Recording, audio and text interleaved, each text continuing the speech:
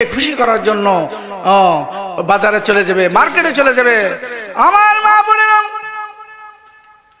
তুমি যদি মা ফাতেমার মতো হতে চাও, রাবিয়া বস্ত্রীর মতো যদি হতে চাও, স্বামীর খেদমত করো, স্বামীর হাতে ধরো, স্বামীর পায়ে ধরো। স্বামীকে যদি তুমি খুশি রাখতে পারো, আর স্বামী যদি তোমার দিকে তাকাইয়া ডাক দে বলে, স্ত্রী আমার মনকে খুশি করলি, তুই আমার মসজিদে পাঠাইলি, মসজিদে যাইয়া আপনার স্বামী যখন নামাজে দাঁড়ায় আল্লাহর দরবারে মোনাজাতে হাত দিবে, হাত উঠাইতে দেরি হবে, মাগো তোমার জন্য তোমার পক্ষে দোয়া কবুল হইতে দেরি হবে না। আজকে তো আমরা ডরাই, পুলিশে র্যাবরা ডরাই, আমরা বড় বড় মোটা তাজা মানুষ হলে ডরাই, কিন্তু আল্লাহকে আমরা ভয় করি না। আলী ও ফাতেমা, যারা আল্লাহকে ভয় করবে, যেই মহিলা ভয় করবে, যে পুরুষ ভয় করবে, তারা স্বামী স্ত্রীর মধ্যে মহব্বত থাকবে। ঠিক কিনা বলেন? আল্লাহর ভয় ওই ব্যক্তির মধ্যে থাকবে যাদের অন্তরে আল্লাহর ভয় আছে, তারা স্বামী স্ত্রীর মধ্যে মহব্বত থাকবে। আপনি যদি সত্যিকার স্ত্রীকে ভালোবাসেন, আপনি বাড়ির যাইয়া গেটে যে সালাম দিবেন, আসসালামু আলাইকুম রহমতুল্লাহ, রহিমার মা গেটটা খোলো। এখন আজকের থেকে স্টার্ট করে দেন, কারণ জীবনে সালাম দেন না আপনার বিবিরে। রাত্রে 12টার সময় ওয়াজ শুনে শেষ করে গেটের মধ্যে গিয়ে জন করবে, আসসালামু আলাইকুম, গেটটা খোলো। কবে কিরে, এটা মানুষ না, এটা ভূত। জীবনে সালাম দেন নাই তো, এটা ভূত। দিনের বেলা স্টার্ট করবেন, আসসালামু আলাইকুম রহিমার মা। তো প্রথম যে একদিন দেখছিলেন তা দেখা গেলে শরম পাইব, পরে আস্তে আস্তে একদিন, 2 দিন, 3 দিন সালাম দিবেন। হঠাৎ করে আপনার স্ত্রী বলবে, ওয়ালাইকুম সালাম, আসেন স্বামী আমার ঘরে আসেন। তখন ওই দিন মনে করলেন আপনার সালাম, আপনার নামাজ, আপনার ইবাদত আল্লাহর দরবারে কবুল হয়ে গেছে। বলেন সুবহানাল্লাহ। বন্ধুগণ, আপনি স্ত্রীকে সালাম দেন না, স্ত্রী আপনাকে সালাম দেন না। ঠিক কিনা বলেন? আলী সফরে গেলেন, ঘুমাইতেছে, ঘুমাসবে না। সফর থেকে মা ফাতেমার ঘরে এসে বললেন, ফাতেমা গো, খাবার আসেনি। আরে ইসলাম কত কষ্টের বিনিময়ে আসছে রে বাবা। ফাতেমা রে, বহু দূর থেকে এসেছি, খিদা লাগছে রে ফাতেমা। ফাতেমার ঘরে কোনো খাবার নাই, চুলার মধ্যে কোনো আগুন জ্বলে না। ফাতেমা কেমন ধৈর্যশীল, কেমন স্বামী ভক্ত। মা বোনেরা শোনো, ঘরে খাবার বলতে কোনো কিছু নাই। ফাতেমা ডাকতেন, স্বামী আমার, স্বামী আমার ধন, স্বামী আমার লক্ষ্মী। আল্লাহু আকবার বলেন। স্বামী আমার ধন, স্বামী আমার লক্ষ্মী। এত দূর থেকে আপনি সহি সালামতে স্ত্রীর বুকে এসে ফিরলেন, আল্লাহ পাক আপনাকে সহি সালামতে ফিরাই দিল। আপনি 2 রাকাত নামাজ পড়ে ঘরের ভিতরে প্রবেশ করেন। বলেন সুবহানাল্লাহ। বন্ধুগণ, আলী স্বামী ওযু করে মা ফাতেমায় পানি ঢাইলা দেয়। সুবহানাল্লাহ বলেন। ও মা বোনেরা শুনো, মা ফাতেমা পানি ঢাইলা দেয়, আর আলী ওযু করে, ওযু করতে শেষ মা ফাতেমার ওনার আঁচল দিলেন, স্বামী গো আপনার চেহারা হাতগুলি মুছে নেন। আলী চেহারা মুছলেন, হাতগুলি মুছলেন। মুছতে মুছতে মা ফাতেমা ঘরের মধ্যে যাইয়া মুসাল্লাটা যায় নামাজটা বিছাই দিলেন। যায় নামাজ বিছায় দেওয়ার পর আলীর পেটে তো খিদা, ছোট্ট চূড়া দিয়া 2 রাকাত নামাজ পড়লেন। 2 রাকাত নামাজ পড়ে আলী সালাম ফিরা, আসসালামু আলাইকুম ওয়া রাহমাতুল্লাহ, আসসালামু আলাইকুম ওয়া রাহমাতুল্লাহ। ফাতেমা খাবার দাও। আমার বোনেরা, ও মা বোনেরা, মা ফাতেমা একটা দস্তরখানা বিছাইলেন। একটা ফ্রিজের মধ্যে ওই ঘরে চিবাত থেকে 3খানা খেজুর, কয়খানা? তিনখানা খেজুর ফ্রিজের মধ্যে রাখলেন। ফাতেমা তো বুক্কা, স্বামী ছাড়া খায় না, স্বামীও সফরে খায় না। স্বামী স্ত্রী মুখামুখি বসলেন। মা ফাতেমা একটা খেজুর লইয়া আলীর মুখে দিলেন। আল্লাহু আকবার বলেন। আর অর্ধেকটা খেজুর আলী খাইয়া মা ফাতেমার মুখে দিলেন। আলী স্বামী স্ত্রী দুইজন, আলী ও ফাতেমা তিনটা খেজুরকে দেড়টা করে খাইয়াম।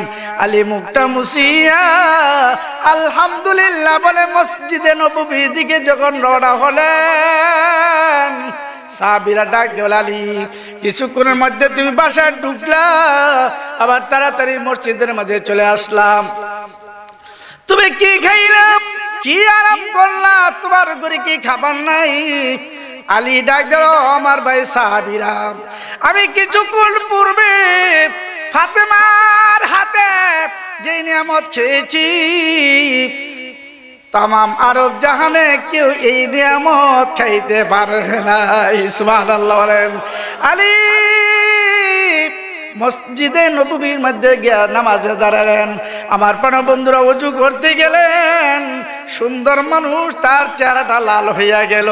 একটু জিকির করি, লা ইলাহা, আরো জোরে, লা ইলাহা।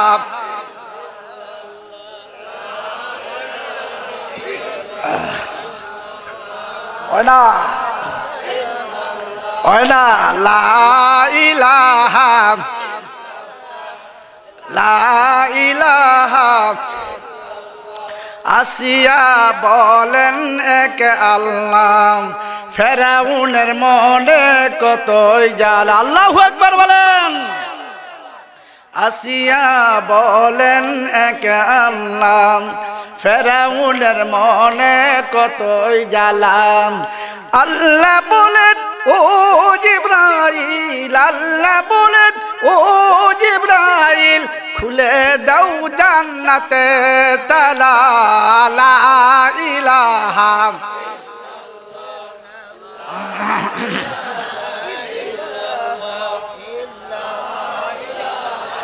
ইল্লাল্লাহ, লা ইলাহা, লা ইলাহা। বিল্লাল বলেন এক আল্লাহ, ও মায়ার মনে কতই জ্বালা। ঠিক কিনা বলেন?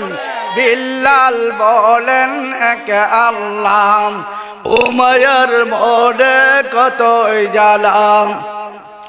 আল্লাহ বলেন ও জিবরাইল, আল্লাহু আকবার। আল্লাহ বলেন ও জিবরাইল, খুলে দাও জান্নাতে তালা। লা ইলাহা, মাশাআল্লাহ, লা ইলাহা, লা ইলাহা। আলী সুন্দর মানুষ, ওযু করতে গেলেন রে ভাই, চেহারাটা লাল হয়ে গেল। আলী যখন মসজিদে পাও বাড়াইলেন, মসজিদে কোন পাও দিয়া ঢুকতে হয়? জোরে বলেন। ডান পাও দিয়া ঢুকতে হয়। ডান পাও দিয়া যখন ঢুকলেন, আলীর চেহারাটা লাল হয়ে গেলেন। ও আলী নামাজে যখন দাঁড়ালেন রে ভাই, আলীর চোখ জোড়া পানিগুলো গলা কাটা মুরগির মতো থরথর করে কাঁপা শুরু করে দিল। আর আলী কান্না, চোখের পানিগুলো গাল বেয়ে বেয়ে পড়া শুরু করে দিল। আলী যখন নামাজ শেষ, সাহাবীরা ডাক দিয়ে বলে, আলী রে ভাই, এ আলী, কিছুক্ষণ আগে দেখলাম তোমাকে সুস্থ, যখন উজু করতে গেলা তোমার চেহারাটা লাল হয়ে গেল। মসজিদের দিকে যখন যাইতে লাগলা, তোমার চেহারাটা আরো যখন কালো হয়ে গেল। তুমি যখন নামাজে দাঁড়াইলা রে আলী, তোমার চেহারা থেকে চোখের পানিগুলো গেলা গল বাইবে পড়তেছে। আর তুমি গলা কাটা মুরগির মতো থর থর করে কাঁপতেছো রে আলী। কি তোমার শরীরে কি জ্বর নাকি কোনো ব্যথা? আলী ডাক দাও, আমার ভাইরা, ও আমার সাহাবী ভাইরা, না না না, আমার কোনো জ্বর না, আমার কোনো শরীর ব্যথা না।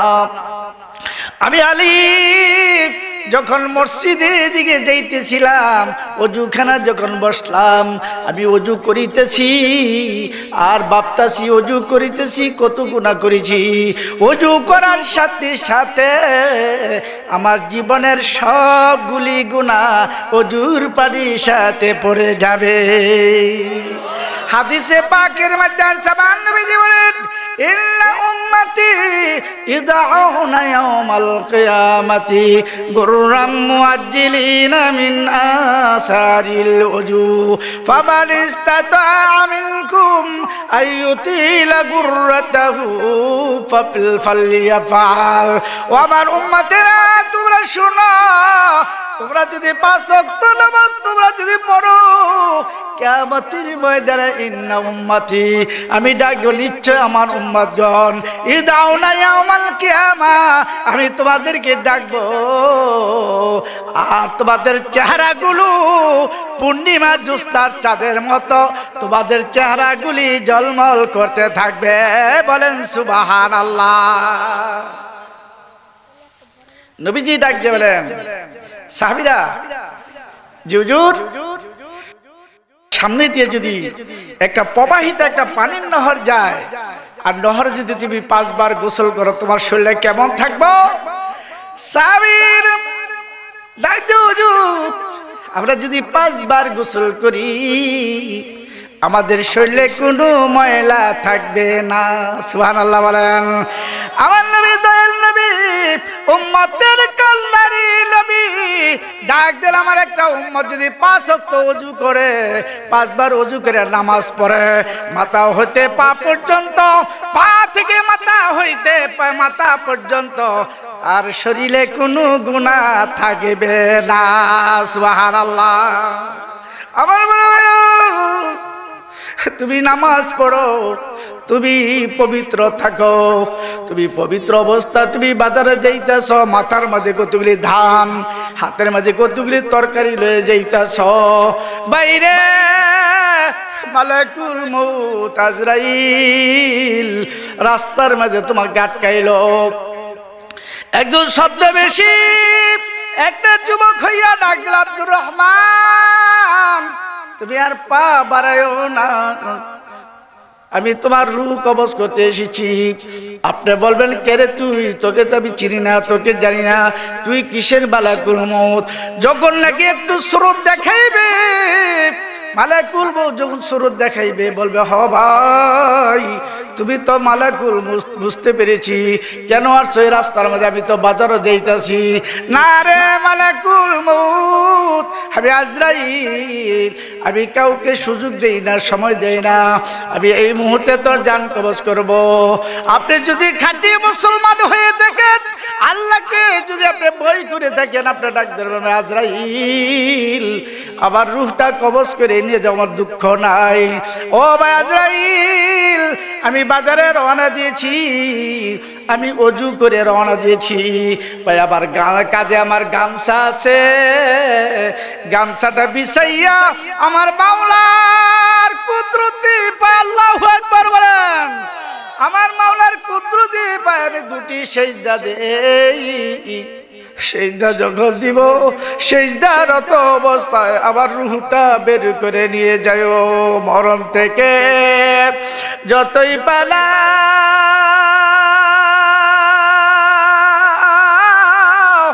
মরণ তোমায় লইবে গিরি, যদিও সুদূর আকাশ পানে লুকাও সেতায় লাগিয়ে সিঁড়ি। ঠিক কিনা বলেন? মরণ থেকে কেউ বাঁচতে পারে না, তুমি বাঁচতে পারবে না, আমিও বাঁচতে পারবো না রে ভাই। আর যদি তুমি বলো মালাকুল মউত আজরাইল, আমি 2 রাকাত নামাজরত অবস্থা আমার রূহটা কবজ করো, খোদার কসম রে ভাই, নামাজরত অবস্থা, জিকির অবস্থায়, তেলাওয়াত অবস্থায় যদি তোমার রূহটা বের হয়ে যায়, তোমার সাথে বেয়াদবি করার মতো সাহস আজরাইলের নাই। ঠিক কিনা বলেন? বন্ধুগণ, মরণ মরতেই হবে। আমার জীবনে কত হাজার মানুষের জানাজা আমি করেছি, কত মানুষকে নিজ হাতে কবর রেখেছি, লড়াচড়া করবেন না, দোয়া করে দিব। কত মানুষ নিজ হাতে কবরে শোয়াইছি। বন্ধুগণ, আপনার মতো আমার মতো লোকগুলির সাথে মালাকুল মউত আজরাইল এমন সুন্দর একটা রূপ ধারণ করে আসবে, যে চেহারা দেখলে আমরা ভয় পাবো না, আমরা খুশি হব। বলেন সুবহানাল্লাহ। মুমিন লোকের রূহ যখন কবজ করতে আসে, তখন মালাকুল মউত আজরাইলের ডান হাতে জান্নাতের চিত্র থাকে। বলেন সুবহানাল্লাহ। আয়েশা ডাক, আব্দুর রহমান, আমি মালাকুল মউত, তুমি কি দুনিয়াতে থাকবা না এই জান্নাতে চলে যাবে? এই জান্নাত তোমার ঘর, এই জান্নাত তোমার বাড়ি, এই জান্নাত তোমার জন্য অপেক্ষা করিতেছেন। বলেন সুবহানাল্লাহ। তখন আপনি একটা মুচকি হাসি দিবেন, ভাই না, আমি দুনিয়াতে থাকতে চাই না, আমার বাবা আছে জান্নাতে, আমার মা আছে জান্নাতে, আমার নবী আছে জান্নাতে, আমি জান্নাতে চলে যাব। বলেন সুবহানাল্লাহ। ও ভাইরা, যদি তুমি নামাজি হও, যদি মা বাবার সাথে সুন্দর আচরণ করো, বা মার সাথে সুন্দর আচরণ করো, সময় কম, যদি আলেম ওলামাদের সাথে সুন্দর আচরণ করো, বাইরে তোমার মৃত্যু এমন হবে, হাদিসে পাকের মধ্যে আসছে, কান্নারত অবস্থায় মায়ের স্তন খাইতে খাইতে বাচ্চা যেমন ভাবে ঘুমিয়ে যায়, তুমি আমি এরকম ভাবে ঘুমিয়ে যাব। বলেন সুবহানাল্লাহ। আজ নামাজ পড়ো না, আল্লাহর ঘর মসজিদ দেখলে আরেক দিকে চাইয়া থাকে, নামাজ পড়ে না, বাবার কথা শুনে না, মনে যা চায় তাই করে। বাইরে মালাকুল মউত আজরাইল যখন তোমার সামনে এসে দাঁড়াবে, এমন একটা সুরত দিয়ে তাকাবে, যে সুরত দেখার সাথে সাথে তোমার পেশাব পায়খানা শুরু হইয়া যাবে। ঠিক কিনা বলেন? কিছুদিন আগে আমাদের নারায়ণগঞ্জ, দোয়া করে দিব, এক চেয়ারম্যান, নাম বলবো না, তিনি মারা গেলেন। মারা যাওয়ার পরে তার ছেলে বিদেশ থেকে আসছে, বিদেশ থেকে আইসা বলতে আছে যে তাকে তাড়াতাড়ি দাফন কাফন করো।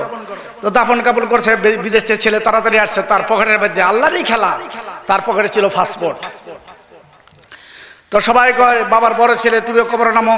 তো মাতার পাশে নামছে বড় ছেলে, নামার পরে ভাই কবরে তাকে রাখলো, দাফন কাফন করতেছে, প্রথম বাস দিল, চাটাই দিল, আল্লাহরই খেলা। এই ছেলের পকেট থেকে পাসপোর্টটা পড়ে গেছে, কিন্তু ওই সময় তো হুরুস্ত্রী, বুঝেন না, কার আগে কেটা বাড়ি দিব রে ভাই। ও ভাই, আজকে এখানে মরে দেখেন, ঘরে আর নিবে না, খাটে আর শোবে না, বিছনায় আর শোবে না, বাইরে থেকে বিদায় করে যাবে। ঠিক কিনা বলেন? কারবা বাড়ি, কারবা গারা, কারবা কি, কারবা বাড়ি।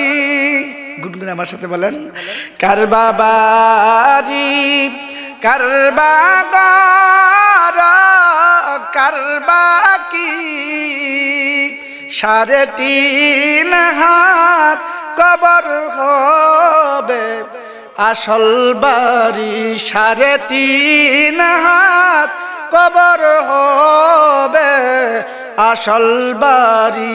মিশামিশি করছি বুরা জিন্দেগি, মিশামিশি করছি মোরা জিন্দেগি, বরবাদ করেছি সবাই বন্দিগি, বরবাদ করেছি সবাই বন্দিগি। চিল্লা বলেন মারহাবা।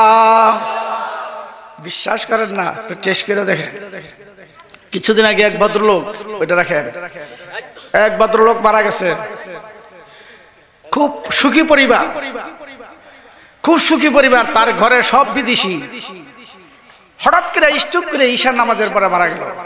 বন্ধুগণ, আমরা অনেক জায়গাতে যাই, অনেক কিছু আমরা শুনি, অনেক কিছু আমরা দেখি, এই বাস্তবতা আপনাদের সামনে ধরে তুলি। ভদ্রলোক এশার নামাজের পর ইন্তেকাল করেছে, কনকনা শীত, দোতলা বাড়ি। ইমাম সাহেব মুয়াজ্জিন শব্দ, বন্ধু মানুষ, আপনাদের এলাকার ইমাম মুয়াজ্জিন দেখবেন, আপনি বিপদ আপদ হলে রাত্রে একটা দুইটা নাই দৌড়া চলে আসবে, ঠিক কিনা বলেন?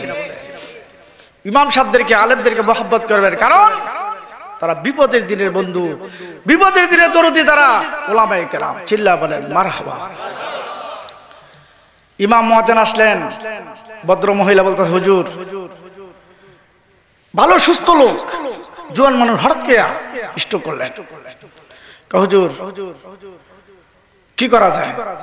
তো ইমাম সাহেব বলতেছে, খালাম্মা, শীতের রাত্র, অনেক বড় রাত্র, তো আপাতত ঘরের বারিন্দার মধ্যে থাকো, সকালবেলা একটা কিছু করবেন। হুজুর এটা কি কইলেন? নকল কথা না, বাস্তব। হুজুর কেন যে আমার স্বামী থাকবো, মরা মানুষ, আমার দুটা মেয়ে ভয় পাইবো, ঘর রাখা যাবে না, তো খালাম্মা কই রাখতে পারি? সিঁড়ির নিচে রাখি। হুজুর এটা কথা বললেন? সিঁড়িতে উঠা নামা করবে, সিঁড়ির নিচে কাজের মেয়েটা থাকে, তো কাজের মেয়েটা জন্য আর থাকবে না, আমার কাজ করবে কেডা? হুজুর সিঁড়ির নিচে রাখা যাবে না। তো খালাম্মা কই রাখতাম? কই নিরাপদ, বড়ি গাছের নিচে রাখেন, আর আপনার ইমাম মুয়াজ্জিন সাহেব রাত্রে একটু পাহারা টারা দেন। কি করবে? নিয়ে সহায় দিলেন। বন্ধুগণ, সহায় দেওয়ার পরে বললো, খালাম্মা একটা চাদর দেন, বিছানার সুন্দর চাদর, শোকেস ভর্তি চাদর, রং বিরঙ্গের চাদর। চাদর টাইনা ওই যে কাজের মেয়ে যে ঘুমায়, মশা রক্ত টক্ত ভরে রয়েছে, 3 দিকে ছিঁড়া, এই চাদরখানা এনে দিলেন। খালাম্মা ভালো একটা চাদর দেন। হুজুর আপনাদের কোনো আক্কল জ্ঞান নাই? এই চাদরটা ওনার শরীর দেওয়া হবে, মরা মানুষ, এই চাদরকে আমরা ব্যবহার করতে পারবো? অত শোকেস ভর্তি চাদর। এই ভদ্রলোকে বিদেশ থেকে 17 চাদরগুলি আনছিলেন, ঠিক কিনা বলেন? এই পুরান ছিঁড়া একটা চাদর দিয়ে ঢেকে রাখলেন। বন্ধুগণ, ইমাম মুয়াজ্জিন পাহারা দিতেছে, মহিলা বলতেছে, হুজুর সকালে দেরি করেন না, তাড়াতাড়ি এসে বেরেন, মানে নামাজ না ফিরেই বেরেন। ফজর নামাজ পড়া ইমাম সাহেব এসে বলতেছে, খালাম্মা, তাকে পানি গরম করতে হইব, পাতিল দেন। সানসিটের মধ্যে পাতিলের অভাব নাই, কাতারে কাতারে সারি সারিতে পাতিল, বড় বড় পাতিল। খালাম্মা বড় একটা সুন্দর একটা পাতিল দেন। মহিলা কয়, হুজুর জ্ঞান বুদ্ধি নাই, এই পাতিলগুলি দেবো, এই পাতিলের মধ্যে পোলাও কুরমা কেমন পাক করে খামু, মরা বয়সে পানি গরম করলে। খালাম্মা তো একটা পাতিল লাগবো, তো ওই যে গরু পানি খায়, ওই পাতিলটা লয়ে যাও। 3 দিতে বেকা তারা হইলেছে, ওই পাতিল দেন না, গরম পানি করে গোসল করাইলেন। বন্ধুগণ, কিছু নাই। আজকে মইরা দেখেন, এক স্বামী স্ত্রী খুব মহাব্বত করে, যেমন আপনারা আমরা মহাব্বত করি, আপনারাও স্ত্রী মহাব্বত করেন, তো স্বামী অসুস্থ। বন্ধুগণ, মা বোনেরা শুনেন, স্বামী অসুস্থ, তো স্ত্রী বলতেছে খেদমত কইরা, স্বামী আমার, আপনার অবস্থা তো ভালো দেখা যায় না, তো আপনার কাছে আমি একটা কথা বলতে চাই। কি কথা বলতে চাও? যদি তুমি মারা যাও, তুমি মারা যাওয়ার পর আমি যে বিয়া বমু, ওইটা অনুমতি দিয়ে যাও। তো স্বামী বলতেছে, এটা কি কও? তোমার সাথে আমি 32 বছর সংসার করছি, এখন যদি তুমি বিয়া বউ কেমন হয়? কয় না, যা তুই কও, আমি এমনি কবলা থাকবো, আমার ভয় লাগে না, তুমি অনুমতি দিলাও আমি যেন বিয়ে বইতে পারি। একদিন 2 দিন 3 দিন কইতে কইতে আরেকদিন কয়, তুমি যা তো তোমার এত সেবা যত্ন করি, তুমি তো আমার অনুমতিটা দিলা না। তো স্বামী একটা শ্বাস বলে, বিবি গো, বিয়া বইও, তোমার যেহেতু শখ, তো আমার কবরের মাটিটা শুকাইলে তুমি বিয়ে বইও। কারণ সুবহানাল্লাহ। তো এলাকার মানুষ তো আর এই গুমর জানে না, তো মারা গেছে, এলাকার যুবকরা কবর করছে কোথায় জানেনি? বারজারের নিচে। কোথায়? বারজারের নিচে ভিজা মাটি আছে না, কেন মাটি দিছে, তো মাটি যে দিছে, এই মাটি ধর শুকায় না, মাটি তো ভিজা। তো বেটি তো কইছে, স্বামী তো কয়ে গেছে, বিয়া তুমি বইও, আমার কবরের মাটিটা শুকাইলে পরে তুমি বিয়া বইও, মানে কবরটা পুরান হলে। এখন বেটি প্রতিদিন গিয়ে দেখে, ঘুরে আর দেখে মাটি শুকাইছে কিনা, মাটি আর শুকায় না। তো বেটি তাল ফাতা একটা বাতা ফাঁকা বানাইছে বড় দিকে, তাল ফাঁকাতে একটা বাতা না ফাঁকা না বানাইয়া প্রতিদিন সকালে নাস্তা মাস্তা খাইয়ে গিয়া কবরটার এইভাবে বাতাস করে। আশেপাশে মহিলারা দেখে তো সর্বনাশ। আমরা কত মহিলা দেখছি, এই মহিলার মতো মহিলা দেই না। স্বামীর প্রতি কত মায়া মহব্বত, স্বামী বলতো মহিলা দুনিয়াত কত মহব্বত করছে, দেখ বইরা গেছে কবরে বাতাস করে স্বামী। ও বন্ধুগণ, বাস্তব একদিন দুদিন আশপাশের মহিলা সামনে ধরছে, বোন গো বোন, আপনার মতো মানুষ আমরা দেই নাই। বোন কি হয়েছে? আপনার স্বামীরে কত ভালোবাসতেন, আর স্বামী আপনারা কত মহব্বত করতো বোন। আপনি প্রতিদিন কবরের পাশেই আপনার স্বামীরে কবরের মধ্যে বাতাস করেন, দুনিয়ার মধ্যে কত মহব্বত করছেন। বোন গো বোন, দুঃখের কথা কার কাছে কমু গো বোন, আমি কিন্তু আমার স্বামীরে বাতাস করি না। কিরে বাতাস করো? আমার স্বামী দুনিয়ায় থাকতে আমি চাইলাম অনুমতি, বিয়ার অনুমতি। আমার স্বামী কইছে বিয়া বস, আমার কবরের মাটিটা শুকাইলে। বোন গো বোন, আমার স্বামীরে বাতাস করি না, মরার এমন জায়গা মাটি দিছে মাটিও শুকায় না, আমি বিয়াও বইতারি না। আমি বিয়া বল লেগে বাতাস করি, কবরের মধ্যে আমার স্বামীরে বাতাস করি না। আমার বড় স্বামী স্ত্রীর যদি মহব্বত থাকো, স্বামী যদি স্ত্রীকে ভালোবাসে, স্ত্রী যদি স্বামীকে ভালোবাসে, স্বামী যদি দুনিয়া থেকে বিদায় হইয়া যায়, স্ত্রী যদি চোখের পানি ছেড়ে ডাকে আল্লাহ আমার স্বামীকে আল্লাহ তুমি মাফ করে দিও। হাদিসে পাকের মধ্যে আসছে রে ভাই, স্ত্রীর স্বামী স্ত্রী দোয়া করতে দেরি, স্বামীর কবরটা জান্নাতের বাগান হইতে দেরি হয় না। সুবহানাল্লাহ বলেন। আবার স্ত্রী যদি মারা যায়, আমার নবীর মতো খাদিজার মতো যদি স্বামী কবরের পাশে যাইয়া চোখের পানি ছেড়ে ডাক দে আল্লাহ আমার স্ত্রী বড় আমার আপন ছিল, আমার সোহাগিনী ছিল, আমার খেদমত করতো, আমার কথা মানতো, আল্লাহ আমার স্ত্রী তুমি মাফ করে দাও। খোদার কসম, স্বামী যখন স্ত্রীর জন্য দোয়া করবে, স্ত্রী যখন স্বামীর জন্য দোয়া করবে, বাইরে কবরে কোনোদিন আযাব হইতে পারে না। বলেন সুবহানাল্লাহ। ওইটা বলতেছিলাম, ওই চেয়ারম্যান দাফন করে আসছে বাড়িতে, ইয়া সবাই শান্তি। ফোলাই কয় ফাস্টফুড কই, আরে ফাস্টফুড কই, মনে আছে না?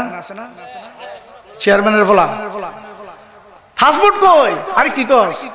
অন্য দিনে ছুটি লয়েছি, ফাস্টফুড ছাড়া যেতাম না। ইমাম সাহেবের কাছে গেছে, হুজুর সব মানুষ হয়ে গেছে। হুজুর আমার আপনার আমার নাম আছেন কবর, বাবার বড় বলা নাম তো হয়, হুজুর নাম ছিল ঠিকই, আমার ফাস্টফুড তো বেরিয়ে আছে। ইমাম সাহেব দেখেন বেলা বেরিয়া কবর পড়ছে না অন্য জায়গায় পড়ছে না হুজুর, পিছলা 60 যখন নিয়ে মাটি দিতে আমরা ইসলাম ফিরে গেছে। ওইটা নাম নেবে না, না হুজুর নাম নাম বিদেশে যেতাম না। তা আচ্ছা যাও, মানুষ টানুষ কবর পাবে একটুখানি কুইরা আস্তে করে লই ঘুরো। ও বন্ধুরা, আল্লাহ পাক সব দৃশ্য দেখে না, কিছু কিছু দৃশ্য চিত্র দেখায় যাতে করে তোমার মতো আমার মতো মানুষগুলি আল্লাহকে কবর আযাবকে ভয় করে। ঠিক কিনা বলেন? আস্তে করে লোক তো লইয়া কবর যত বাহাদুর, গুরুস্থানে গেলে কবরের কাছে গেলে বেটাগিরি কমে থাকা। ঠিক কিনা বলেন? কবরস্থানের কাছে যে কবর মাথার কাছ দিয়া একটু ছিদ্র করছে, আল্লাহর কি মেহরবানি, বাবার চেহারাটা বাড়ছে।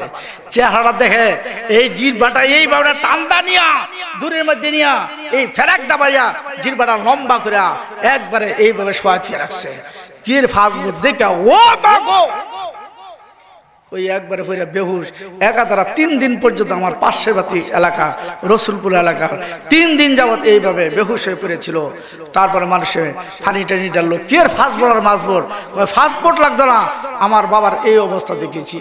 চিল্লা বলেন নাউযুবিল্লাহি মিন জালি। গত 1 মাস আগে আমার মসজিদের পাশে আমি এই এতিমখানা মাদ্রাসারও খাদেম উস্তাদ শিক্ষকতা করি, পাশে মসজিদ। তো এই গুরুস্থানের অনেক বিশাল বড় গুরুস্থান, 5 গ্রামের গুরুস্থান, গুরুস্থানের পাশ দিয়া রাস্তা করতেছে। তো রাস্তা করতে যাইয়া কোদালের কুলে এক কবর বাঁশ কাটতে বসে। তো বাঁশ যে কাটতে আইছে, বাঁশ একদম কাঁচা, একদম তরতাজা বাঁশ। বলেন সুবহানাল্লাহ। বাঁশ তো আইসা পড়ছে, কিন্তু দেখা যায় বাস যাইছে, বাসের লোক মাটি হয়ে পড়ছে, দেখা যায় সাদা কাপড় মাত্র যেন লাশটা শোয়াইছে, লাশটা কাপড়টা একটু এইভাবে সরাইছে লোকে যে তরতাজা একজন মহিলার চেহারা, যুবতী একজন মহিলার চেহারা এতটুকু দেখিয়া সাথে সাথে ডাইকে দৌড়ায় পড়ছে, হুজুর এই অবস্থা কি হয়েছে? হুজুর আমি এই অবস্থা হইতে পারে না হুজুর, এটা 1 বছর আর 2 বছরের খবর না, এটা 25-26 বছরের খবর, পুরান খবর হুজুর। বাসও কোনো বসে নাই, কাপড়ও কোনো মনে হয় নাই, চেহারাটাই মন। আমি কোন কি তো এটা তো আমার একটা ওয়াজ করার একটা সাবজেক্ট। আইন দেখি গেলাম, গিয়া একটু টান দিস, বেশি না, মহিলা মানুষ। খোদার কসম আমি চেহারা দেখি না, কারণ চেহারা দেখা আমার জন্য জায়েজ হয় না। আমি চুলগুলো দেখেছি, তার চুলগুলো একদম কুচকুচে কালো, আর কাপড়টা দেখেছি মাথার পাশ ধরে কাপড়টা একটু বেশি থাকে, এই কাপড়টা একদম নতুন, এবং পাশে যে বাসটা তরচাদা। আপনি তাড়াতাড়ি মারি দেন, এই মহিলাটা নিশ্চয়ই স্বামী ভক্ত ছিল, এই মহিলাটা নিশ্চয়ই একজন আল্লাহওয়ালা মহিলা ছিল, বলেন সুবহানাল্লাহ।